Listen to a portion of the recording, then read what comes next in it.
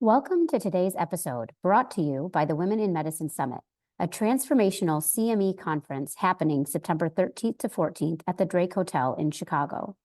Engage in leadership programming, learn negotiation skills, receive on-site coaching and mentoring, and see who will win this year's I Stand With Her awards. This year, we're excited to offer unique programming that includes a special session on how using improv comedy can bring fun back into medicine. We also have financial sessions tailored to help you navigate the complexities of personal and professional finances. Discover ways to advance into leadership roles, combat burnout, and either reignite your love for your current role or find joy in a new career path. Don't forget our Friday evening gala, a highlight this year you definitely won't want to miss. Register now at womeninmedicinesummit.org and be part of the movement that is shaping the future of healthcare. Join us to network, learn, and celebrate the power of women in medicine. Welcome to the Revitalizing Doctor podcast. We interview trailblazers in medicine that embody the Revitalize Women vision to empower women to innovate and influence medicine, to value authenticity, respect, and work-life harmony. We recognize the challenges in medicine, and we're committed to providing coaching-informed strategies to help you go from surviving to thriving. Today on the podcast, we have Dr. Corinna Muller. She was born at Providence Hospital in Anchorage and grew up in Eagle River, Alaska.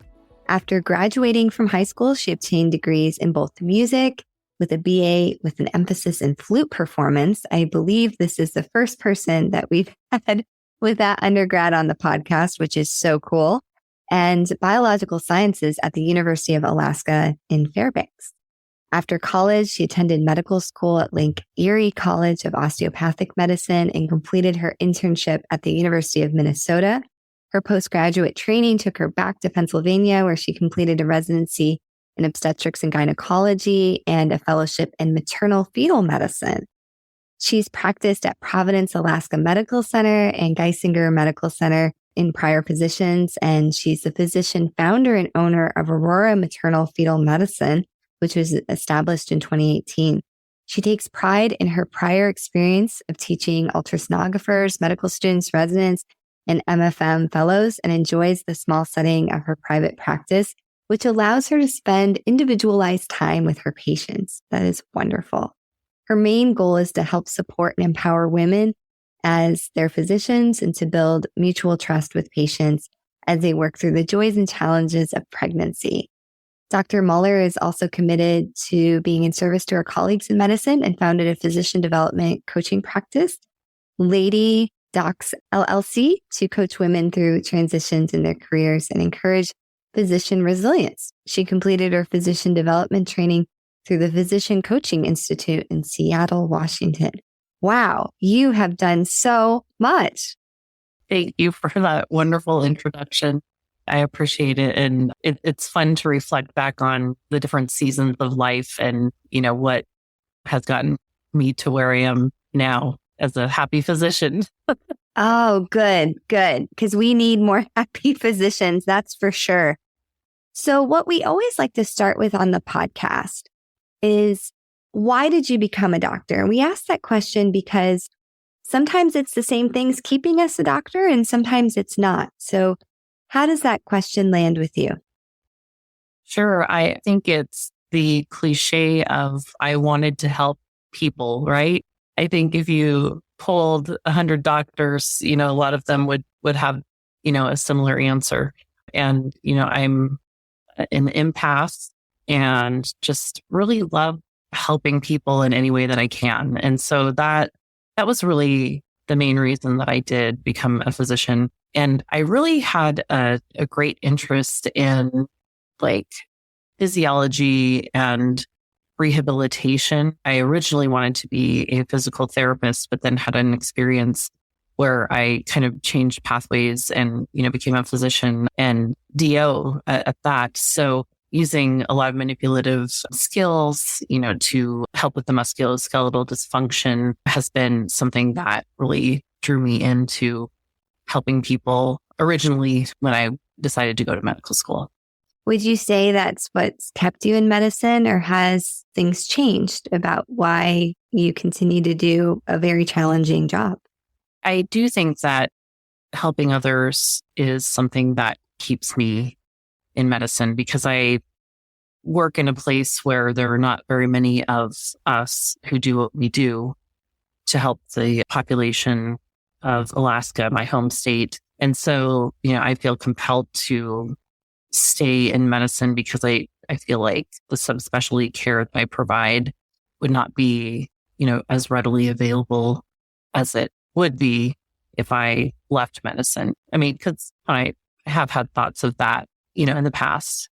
But, I think helping people through high risk pregnancies, getting them to the end of that and, being able to see that people can have safe pregnancies despite different risk factors.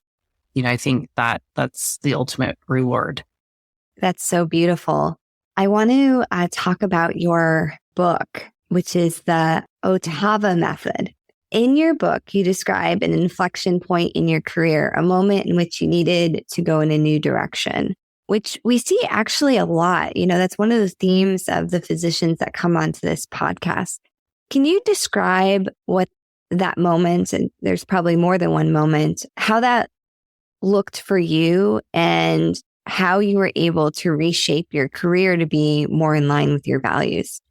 Sure. So probably like many physicians out there, I was going through some burnout, and this was way before the pandemic. And I think it was kind of related to the emotions of helping people through high risk pregnancies and giving bad news every day and kind of reliving that with each new individual. And so I came to a point where I said, I think I need to work less. And I went and spoke with my administration and my, physician lead and said, hey, I need to decrease my time at work. And so that happened. It was starting to be a reality for me, having one day off every other week. And then one day I was getting ready to go down to my basement where my treadmill was to kind of work on my fitness.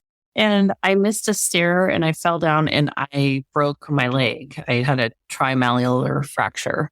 So, the first thing that I thought of, lying at the bottom of the stairs was how many patients I had to see that day. What were people going to do without me? What were my patients going to do without me? What was my staff going to do without me? Because I heard the snap, crackle, pop. I knew something had gone horribly wrong and that I would need to have surgery and that it was going to be a long recovery. So in that moment and in the 3 months after that, where I had to have surgery, I was non-weight bearing for about 3 months and had to learn how to walk again and have multiple physical therapy visits and things like that. But I really had a pause. It was, I didn't work. I didn't have to be on my feet and thinking all day and making complex decisions and creating treatment plans and, thinking about where am I going to go next? What patient am I going to see next? How am I going to fit this into my schedule? I mean, I just had a literal pause and kind of evaluated, like, how do I want to move forward with this career? Is my legacy in medicine going to be what I want it to be if I remain in this current position? And my original thought was, no, it's not. This is not how I imagine practicing medicine. And so in reimagining my future and the legacy that I wanted to leave, after I'm done here on this earth in the field of medicine, it was more so associated with like spending more time with patients, having individualized treatment plans, being able to have autonomy in making those decisions and control of my schedule. And so my husband was like, hey, we need to move. We need to go somewhere where we have friends and family. I mean, we had friends in my previous location, but we decided that we would move back to Alaska, where I was born and raised. And I said, you know what? I think I'm going to start my own practice. And the rest is history. I love that story. And it really, again, that's the theme we're seeing with doctors that come on the podcast, that many people are craving this autonomy, especially when they hit, would you say you were mid-career when this happened?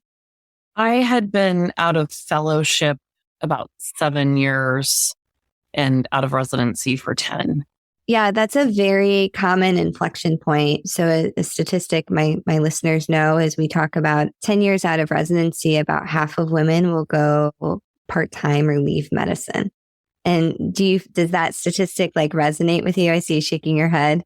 Oh, yes. Yeah, definitely. I mean, I think you kind of realize that you've achieved all of these things. I mean, like it's always go, go, go, go to the next level, right? You know, get through medical school, pass your boards, get a residency spot, complete that residency, take some more boards, you know, achieve. And, you know, once you get there, it's like, what's next? You know, I've done all of this and this is the end. I mean, we have continuing medical education all the time, right? We have to stay in the game and learn forever, you know, forever learners. But, you know, once you get to that point that you thought everything miraculously was going to change and life isn't any different. And so, you know, I think that's kind of how I looked at it. It was like, wow, you know, I did all this work and here we are just working and not really enjoying the fruits of our labor outside of work. You know, just all life is work. And I think that's where I was like, wow, you know, I could probably make this a different legacy. I think a lot of our physicians, when they hear opening their own practice, they feel very scared. Like, oh my gosh, like the financial risk and how would I even do that? Do you have any advice for somebody that's just like feeling very stressed, even just hearing that? Like on the other side, have you been able to achieve your financial goals and really create the life that you wanted? Like, was the stress worth it? Sure. So when I look back at my journey into starting my own practice, there was a lot of fear and a lot of what ifs and I think a lot of physicians are in a very similar mindset. They're perfectionists and they don't want to fail. So fear of failure, that it wouldn't work out, was definitely something that was always in the back of my mind. And so, you know, when I'm talking to other people who are thinking about it, you know, the finances, that's probably one of the biggest fears that people have. And, you know, I can go into this later too, but like just creating a business plan and submitting it for corporate funding to help someone start a practice. It's a lot simpler than one might think. And if you go out there and start a practice, it's not like you're not going to be profitable and that you're not going to be able to support your family or that you're not going to be able to support your staff. You know, a lot more people are depending on you individually once you start your own practice, but, you know, it can be done. So, you know, I just tell people there's a lot of fear and a lot of emotional support that needs to be lent to the person who's starting that practice and that they can do it. And even if they think they don't have the business acumen, you can surround yourself with people who can support you in that way, consultants and, you know, other coaches. So, you know, it is possible. It does take some funding, but, you know, that can easily be solved with a business plan and surrounding yourself with people who believe in you. That's amazing. And your coaching practice, if somebody wanted to open their own practice, could they reach out to you for support and guidance in that way?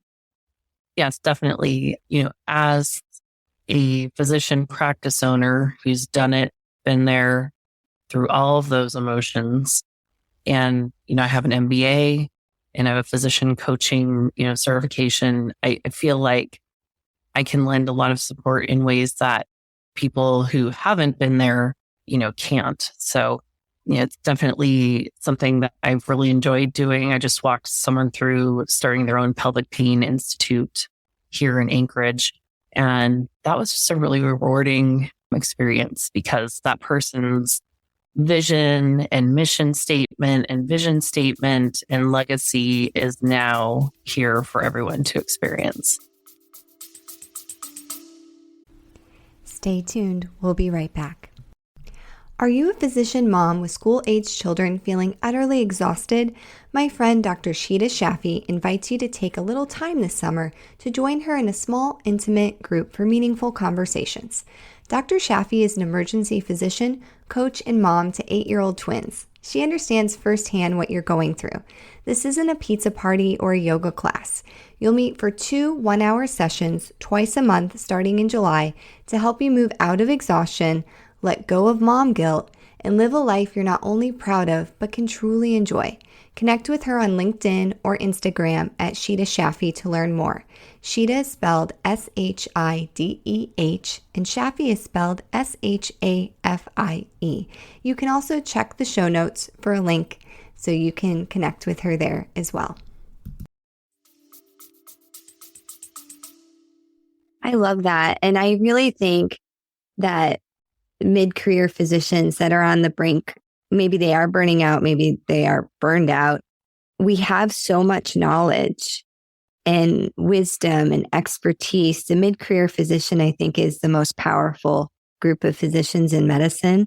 And if you can't get through your burnout working in the typical medical practice, which I think is actually a normative response, honestly, a lot of the people that I work with that are staying in a very dysfunctional healthcare system full time have a lot of maladaptive coping strategies to do that. I think channeling that I don't feel good, and I actually do know a lot about how healthcare can be delivered in a better way, and running with that is actually what healthcare needs right now. Yeah, totally agree. And, I like to always say that I'm not trying to bash or undermine people who are working for systems or big corporations because, there are good facilities out there that people can work for many, many years where their, personal and professional goals can be met, without restrictions. But there's just so much more autonomy that you can have in making decisions about your business, making decisions about your schedule, decisions about how you're going to treat patients and the amount of time that you're going to spend with patients. And that's not dictated to you. And, you can work as hard as you want to when you're working for yourself too. I mean, there are some really scary things that happen when you go from working for a corporation to working for yourself. Like, in the first 4 or 5 years of my practice, I didn't have a 401k option for myself or for my staff. And that has changed. So that's wonderful. And, health insurance, usually if you work for a corporation or an institution, you have a Cadillac plan. That didn't happen here, for the first few years. That stability of getting a known paycheck and COLA, like cost of living increases in your pay over time, those types of things, not always guaranteed. My staff has to be paid first. And until you build up your patient following, you might not have enough to pay yourself. So, preparing for that 6-month pause in being paid is also, a good thing for people who are considering it to think about. But, once you have started your own practice, if you think about all the years that you're going to continue to practice and you have a multi-million-dollar practice, you are going to do just fine. And you don't have to be financed and, paid by a big corporation, and you do that for yourself. And that, really just, I don't know, it's like pinnacle of medicine, being able to take care of your patients in the way that you want to, passing that autonomy that you have onto your patients and to your staff. So, I think it's not a bad thing to work for corporations or institutions, but it's just definitely not for me anymore. Right. I think that's an important message, that listening to how you feel. And, I'm sure with your coaching background, physicians learn to not listen to their bodies. I have a friend that's also a physician getting her embodiment certification. And I've read and I'm trying to practice some of it, that how do I feel when I'm at work? Like, do I feel this tightness in my body? And why am I feeling that way? And for me, a lot of times it's because of this discordance, which is kind of a nice link into your book about, that's a term from music, that I feel this discordance between what I think a patient needs, how much time they should have to have this problem addressed, versus what I feel maybe the system is telling me I actually have. So let's jump into your book a little bit. How did your experiences as a musician provide a framework for you to write your book about how physicians can have a more fulfilling life? Can you explain what the Ottava method is? Sure. So in going back to like being a musician from a very young age, I felt like every new level that I would play at, I'm a flutist and I started when I was 11 years old, but all the things that I had to do to achieve a nearly flawless performance included practicing, repetition, determination, those types of things. And, a lot of those things are seen in medicine. A lot of those things are seen in business or other athletic, elite Olympians, people who are basketball stars or, soccer professionals. When you think about how you get there and the imagery needed in your head, to make a flawless presentation at a national conference, what do you have to do those things? What do you have to do to go out and do a stat C-section as a newly graduated resident on your own? Like, it takes a lot of practice. So, practice is one of the main things as far as looking at music and how a lot of high intensity careers are, people in those fields are successful, is with practice and repetition. And so looking at the things that I've been able to do and how practicing for music has, been congruent with practicing to be a good physician is why I decided to write the Ottava method. And so Ottava is an Italian music term and it means octave. And in the flute literature and in many other instruments, a lot of times we'll have a written piece of music and it will say ottava, and you can either bring it down or bring it up an octave. And to 8VA, your music is to take it up an octave. And there's a lot of taking up octaves in the flute and piccolo literature. And I love playing the piccolo too. And so I was in Italy making my Italian music debut in a small little village in Tuscany in a 16th century concert hall. And I was just playing. It was one of the, most awesome experiences of my life because I was just there playing. And this was back in 2017 and thinking about what everyone else was doing in their life and what I was able to do in that concert hall and how freeing it was. And like, music is my medicine. It's definitely what I do to avoid burnout, takes me away. My Calgon moment. The Ottava method is an 8-step method of self-coaching that uses musical, business, and self-coaching principles to help anyone achieve a goal. Like, I originally wrote the book to focus on a target market of physician women. And then once I started writing it and telling people my personal philosophy on coaching and how I reach goals using those musical/business principles, it really became for anyone who wants to achieve a goal, because in any high performing career, people need a pathway to get to those goals and think about the end and their legacy that they want to leave behind and how can they successfully reach those goals. Yeah, I have a little bit of a musical background. I played French horn in middle school and high school. And so I'm familiar with some, I can read music and, some of the terms you use throughout the book. But what really struck me as I was reading it is, I've been on this journey of trying to be a well physician, I would say really in earnest for the last, I took a mini sabbatical in 2021. So pretty focused work for the last 2 years. And I'm fascinated by neuroplasticity and the ability of our brains to change.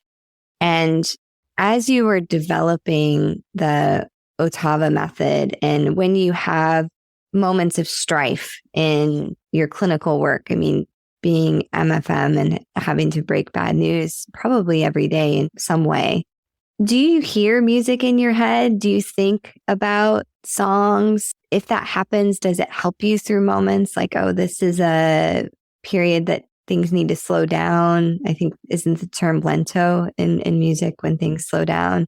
Does any of that happen in your brain during various parts of being a physician and the challenges that come up? Yes, it does. There's a really famous piece called The Flight of the Bumblebee that a lot of flutists will play, and it's like really fast and like frantic. And it's kind of like the imagery of a bee kind of floating around and going to and fro. And, I think sometimes when I'm on call, I feel like that. And I can imagine the flight of the bumblebee in the background. And then sometimes, Claire de Lune, very calm, peaceful piece might come into my head, when I'm thinking about how do I slow down and get control of my thoughts right now? I'm feeling overwhelmed or feeling like there's so much to do. I won't ever possibly get everything done. And, taking a little time out to just kind of imagine a slower pace, or that I'm back in Italy playing. That image is something that I use a lot in some of those pieces. So yeah, I do think about music a lot, and is kind of a way, even if I'm not playing my flute, it's a way to kind of reset and escape sometimes. Do you play music like when you're doing procedures or in your office? Is music kind of always around? Yes, I do have music playing in the background, low levels, when I'm seeing patients throughout the day. We do have some music that plays in, when people are getting ultrasounds, they tend to like it. We let them pick what they like to listen to, or if they don't want to listen to anything. Of course, going through an OBGYN residency and an MFM fellowship, we always had music playing in the OR. And I remember one of my attendings loved Journey. Every time I hear Journey, I think of him. Yep. So yes, music is always there. It's been a best friend to me. I wonder if it's underused in medicine. I think about like the emergency department and how crazy things are. And I just wonder, feel like sometimes we should just play a song, and we call it the doc box, where we sit and even stand up and jump. And I wonder if that is I think back to my surgery rotations, and most surgeons did play music in the operating room. And it was like a big deal, when a senior resident got to pick some songs if the surgeon let them play their playlist. And I wonder if that really does, it must help. And I think maybe other specialties, we should think about that more. I definitely agree. I think, there is room for music therapy in so many realms of, helping people. So yeah, definitely. And, maybe even letting those residents who are up and coming pick the music. It might make them feel, more valued and special in time of strife. Yeah, for sure. Well, maybe we like to have challenges for our listeners. I'm going to try to get my speaker out more in the doc box. And if any of my residents are listening, I may ask you to pick some songs to get us through our shifts. So if someone's not musically inclined, so if somebody's listening there right now and they're like, I'm not a musician, how do you think your book can still help them? I'm guessing many non-musicians have read your book. What's the feedback been with somebody that doesn't have any musical background? Well, I know in some of the earlier versions of the book, I had an editor and they were like, you know what, this is really musically, technically like, into music. And so like I had to, make it a little bit more broad and not as detailed as far as like the music principles. As a professionally trained musician, that was something that I was doing. And I was like, hey, I can make this, applicable to many different people and people who don't even have a musical background. And I think when you just look at the principles, they can be applied to any situation, any career. If you think about repetition and practice, like if you wanted to learn how to knit, or if you wanted to learn how to type, or if you're a surgeon who's getting ready to be an attending, you need to know how to do that laparoscopic cholecystectomy. You must have done lots of them, hundreds of them in your residency, kind of taking that repetition and that practice and using it as imagery. Like, if you're a speaker and you're talking to people at a national conference, like imagining that happening.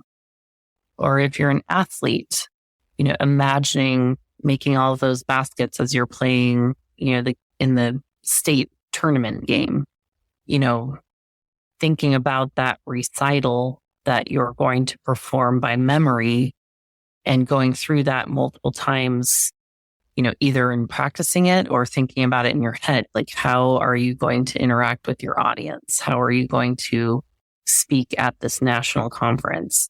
How are you going to respond in an emergency situation where you have to do surgery, stat? To have imagined all of that in your head before it actually happens and to have practiced it in any situation is preparing you for, the best career, the best, professional outcomes, and even personal outcomes, practicing a hard conversation in your head, relationship issues, those types of things, it can really be applied to any situation. That's awesome.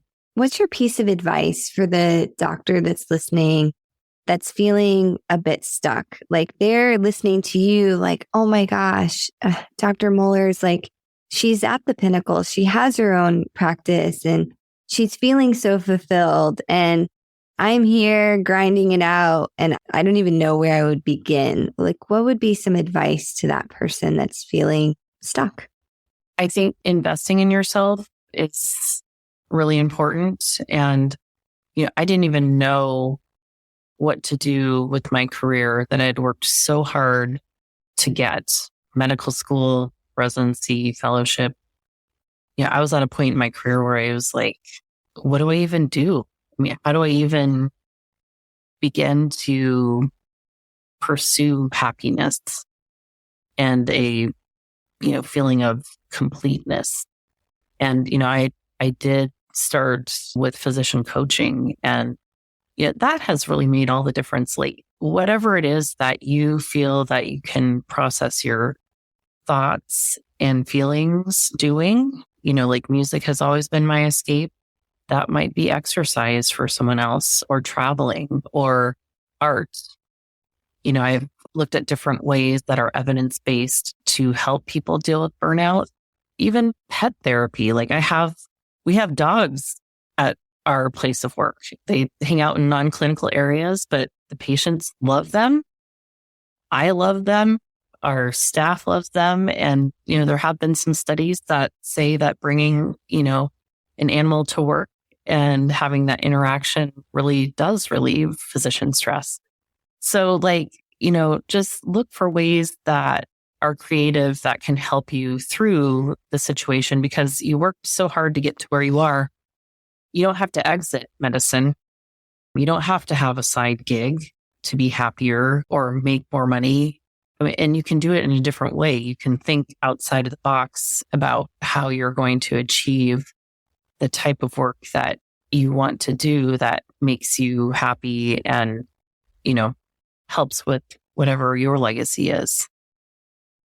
Yeah. And I love that you brought up coaching. The co-founder of Revitalize, Linda, is a certified coach. And I'm not a coach, but I'm actually in coaching this afternoon. We have our group session with friend of the pod, Sheree Johnson, and her Recalibrate program. I believe it. I recommend coaching and I still get coached. We still have a lot of listeners that are resistant to the idea of coaching. And the things I hear over and over again is it's woo-woo and I'm not spending any more money. I already spent hundreds of thousands of dollars to become a physician. So I've looked at it. It's a few $1,000s. No, thank you. What's your response to that? Well, I think it's probably threefold. So, the first thing is that in medicine, we have a culture of being ashamed to ask for help or kind of thinking that we don't need that help, or if we're asking for help, it's a sign of weakness, and that physicians who are also humans can't suffer from the common things that humans always suffer from, like depression, anxiety, PTSD. So in asking for help, it is a sign of weakness, kind of a cultural norm in our profession. And so asking for help is almost shameful. So I think that's number one. And number two, yes, we've spent all this money to get through all of this high intensity training and become these elite executives in the medical field. And when you think about CEOs of large international companies, those people are getting business coaching. I mean, this is old hat in different industries. Coaching is important and helps those leaders of multi-million, trillion-dollar organizations be successful. And so we're the CEOs of our patients' lives in a way, right? What is more important than saving a life? What is the value on that? We need people to stay in medicine. And for coaching, I mean, it's kind of a drop in the hat as far as the cost.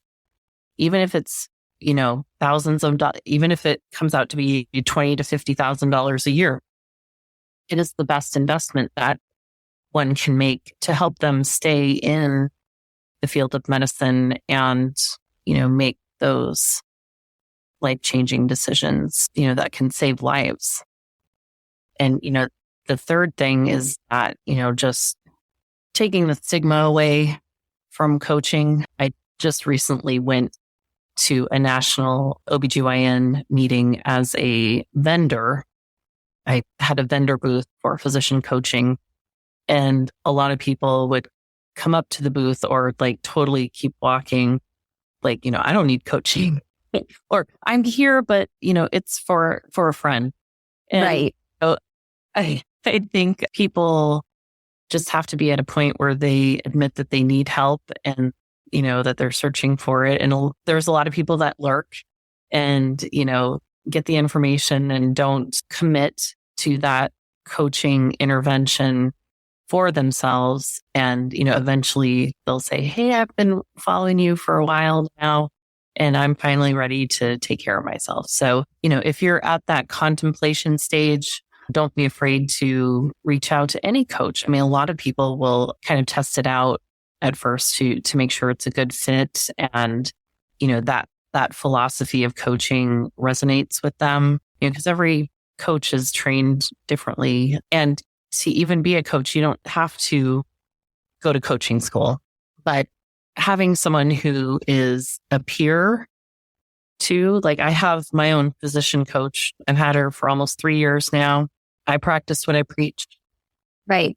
I always say I take my medicine too. I recommend coaching. And it's interesting. I was having my second to last session with Cherie and I like had this anxiety that was like, oh my God, we're about to end. And she's like, it's okay. If you want to continue, you can continue. And I honestly think just what we do is so hard. You know, we'll drop money on traveling and yoga classes and everything like that. And of all the things that I've done to take care of myself, I think coaching certainly has been the highest yield. It's been the thing that pays dividends. And, you know, I'll drop some references in the show notes. There is a burgeoning amount of evidence specific to physicians. Again, it's well established in the psychological and business world that this works. And so now we have more and more papers coming out that it works for physicians too. And I honestly do foresee a world in which physician coaching will be paid more and more by institutions because the science is there. But, you know, until then, invest in yourself. Invest in yourself. I mean, you know, honestly, do I think physicians should be paid more? Sure. But we actually are paid pretty well when you look at the general population. So if you're on the brink of, you know, like, I don't know, maybe I'm going to go down to half time because I can't do this, you're giving away a ton of money. You're really reducing your income potential, where why don't you give coaching a try and see if some of the mindset shifts and then gaining agency. You know, the thing I'm finding more and more with these conversations and listening to you have high amounts of agency and you have very few limiting beliefs. Like, I love that. Oh yeah, we have pets. We have pet therapy. It's in a non-clinical space. And I'm like, oh my God, I love dogs. Like, if I could come to work and there was the pet therapy dogs down the hallway, sign me up. Like, I think I could do this job forever if that existed. So, you know, I think medicine could be so much more amazing if more of us were getting coached and getting those limiting beliefs removed from us. I mean, especially if people don't believe that they can have a successful career and also a happy and fulfilling personal life. You know, I've definitely suffered through trying to separate the emotional things that happen at work from when I go home and try not to think about it as much. But I'm just such an empath that I had a limiting belief that I couldn't go home and not feel guilty thinking about the awful things that had happened at work if someone lost a baby. But I can still be human and happy and know that I helped the patient through that and still go on with my personal life. And, you know, learning how to separate that and also not having limiting beliefs has taken a lot of work. But yeah, I think that's where it comes into that thought work and someone to help direct it in people who feel stuck, like you were, asking originally, and that you don't have to find a whole entire new career because you're feeling the way that you feel right now in medicine. You can just change your environment and your thoughts and be on your way to a happier career. Yeah, 100%. I think I've always thought that I had a growth mindset, and Carol Dweck has, the amazing book, The Growth Mindset, isn't it? Isn't that the name of her book? I'll put it in the show notes. But what I realized when it came to burnout, I had a limiting belief that there was just something wrong with me, inside of me, that it would never get better, that there wasn't any way that it would change. And then, when I thought back to Carol Dweck's book, it's like that is actually a fixed mindset that I've developed around physician burnout. And could I have some more curiosity around that? And could I lighten that vice grip that I have on this concept that it's inevitable with our system? And so that became where, then you just create a little distance and you leave some space for some other things to start to fill in. And coaching has really been that space where I get that outside observer that just keeps widening that space. So how can our listeners connect with you?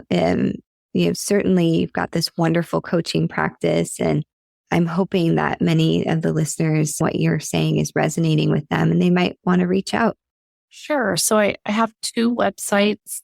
One is www.ladydocs.com.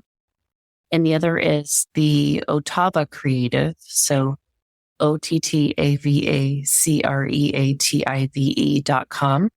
And they kind of explain like my philosophy on coaching, what it is that I coach around, coaching programs that I offer. And one of the bigger things that I do right now is work with people to create a business plan to start the practice of their dreams, because that's kind of the number one thing you need to do to get to where you want to be.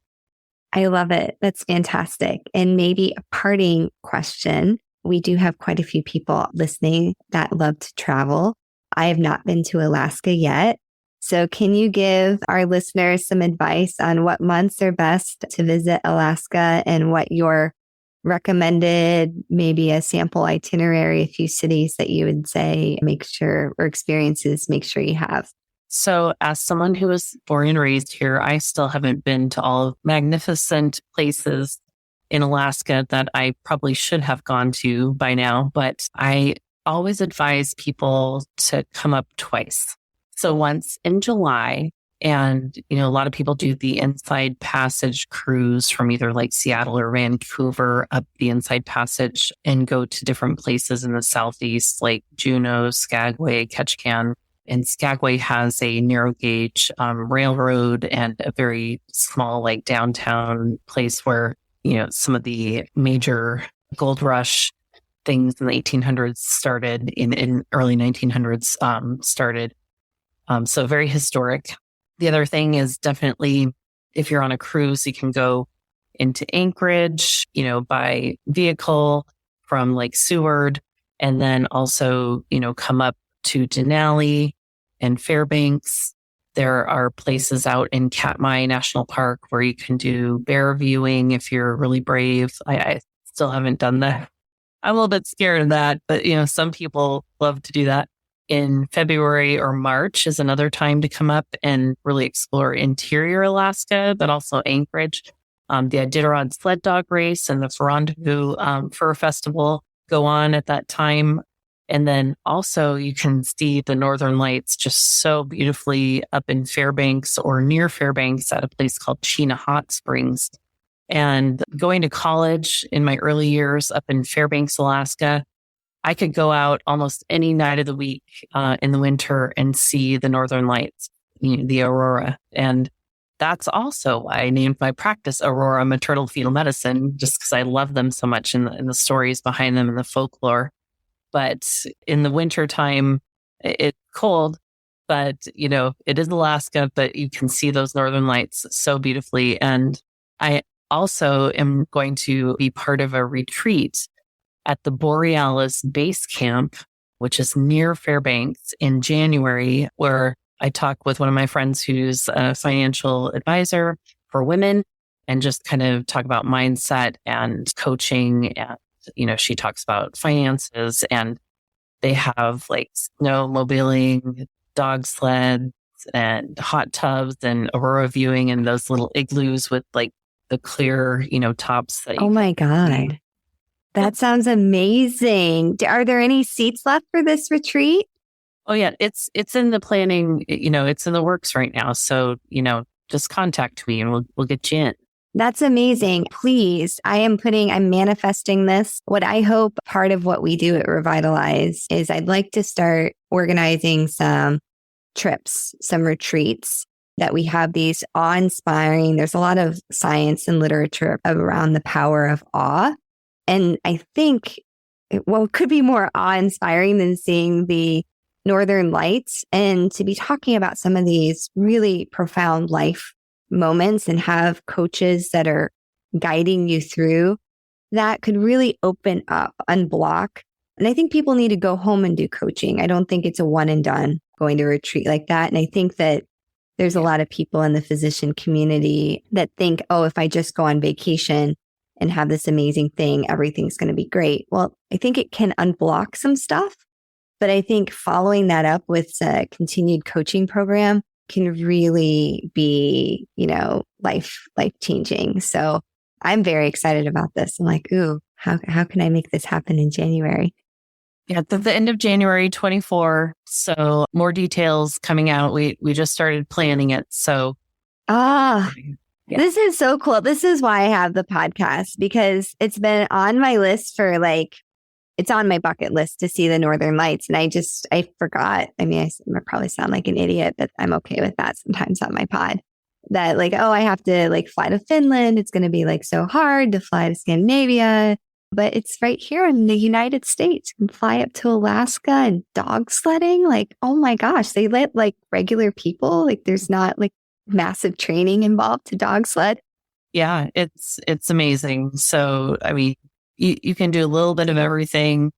And, there's a lot of free thinking in Alaska too. So I love it. Oh my gosh. Well, this was an unexpected, beautiful treat for our listeners. So, well, thank you so much for coming on the podcast and sharing your beautiful book and message. So we'll ensure to have all those links in the show notes.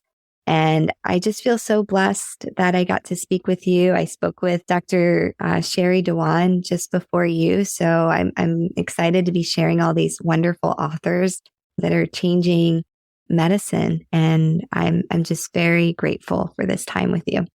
Well, thank you. I am also blessed to have been able to talk with you today and share a little bit about what I think about coaching, physicians, and one of my other loves, Alaska. Well, awesome. Well, thank you. We're going to have to do this again because we only scratched the surface. Yes. Thank you so much. Thanks for listening to The Revitalizing Doctor, a project of Revitalize Women Physician Circle. Our mission is to connect women physicians and allies through innovative, value-based coaching methods that align trust, support, accountability, and skill development to ignite the courage and clarity necessary to take bold actions, create change, and thrive. If you're interested in working with us, check out our website at peoplealwayshcc.com/revitalize or email us at revitalizemm.info@gmail.com. This podcast represents the views of our host and guest. It does not reflect the views of any institution we work for or with.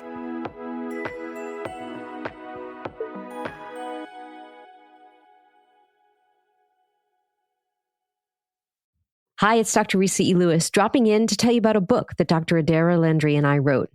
It's called Microskills, Small Actions, Big Impact.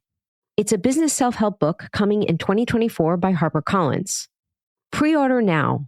Microskills, Small Actions, Big Impact, wherever you buy your books.